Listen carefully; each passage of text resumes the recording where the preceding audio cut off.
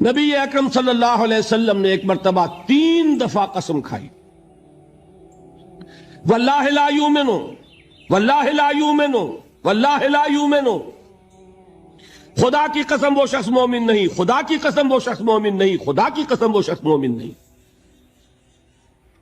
واقعہ یہ ہے کہ ہم تصور نہیں کر سکتے کہ صحابہ کیسے لرز گئے ہوں گے، کانپ اٹھے ہوں گے، کون وہ بدبخت ہے، کون وہ شقی ہے جس کے بارے میں اللہ کے رسول 3 دفعہ قسم کھا کر فرما رہے ہیں کہ وہ صاحب ایمان نہیں۔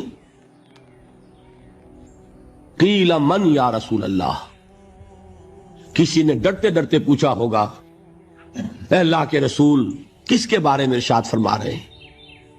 اب جواب سنیے، الذی لا یامن جارہ بوائقہ،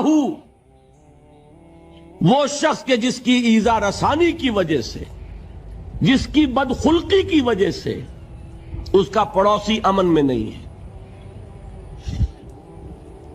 یہ کوئی گناہ کبیرہ ہے؟ آپ کی فہرست میں تو گناہ ہی نہیں، کبیرہ کیا سوال، صغیرہ بھی نہیں۔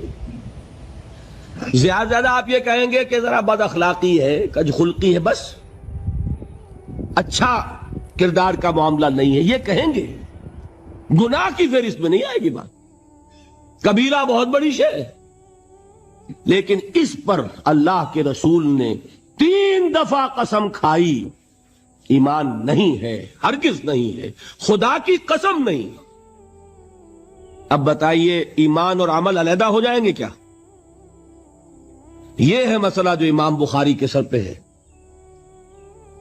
اور سنیے، فرمایا حضرت انس ابن مالک نے، یہ روایت جو میں نے آپ کو ابھی سنائی ہے یہ کوئی ایسی ویسی روایت نہیں ہے، متفق علیہ ہے، بخاری اور مسلم دونوں میں موجود، اس سے اونچا درجہ روایت کا ہے ہی نہیں۔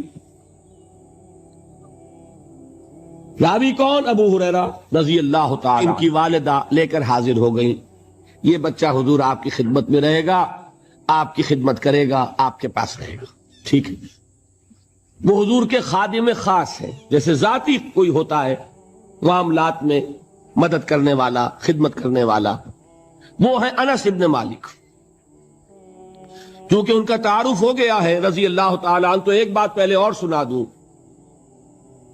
جو بچہ اپنے اس بچپن سے لے کر 9 برس کی عمر تھی جب آئے حضور کے پاس، انتقال کے وقت عمر کتنی ہوگی؟ 19 برس، 10 برس حضور کی خدمت میں رہے۔ پہلے تو حضور کے اخلاق کی جو گواہی وہ دے رہا ہے وہ اس کی زبان سے سنیے کہ میں 10 برس حضور کی خدمت میں رہا، کسی بات پر ڈانٹنا تو کجا، حضور نے کبھی مجھ سے یہ بھی نہیں فرمایا کہ اے انس تم نے وہ کام کیوں نہیں کیا۔ یہ ہے ایک آقا کی حیثیت سے محمد الرسول اللہ صلی اللہ علیہ وسلم کا اخلاق۔ اگر نہیں کیا خود کر لیا، کوئی ڈانٹ ڈپٹ نہیں، حالانکہ بچے ہیں، بچوں کو ویسے بھی ڈانٹ ڈپٹ دیا جاتا ہے، لیکن نہیں۔ اب ان صحابی کی ایک گواہی سنیے، قلما خطبنا رسول اللہ صلی اللہ علیہ وسلم الا قال،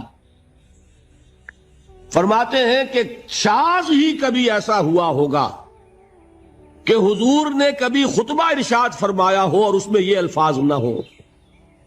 الفاظ سمجھ رہے؟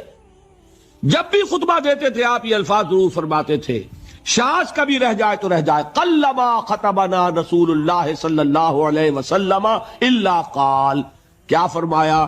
لا ایمان لمن لا امانت لہ ولا دین لمن لا عہد لہ، جس شخص میں امانت داری نہیں اس کا کوئی ایمان نہیں، جس میں ایفاء عہد نہیں اس کا کوئی دین نہیں۔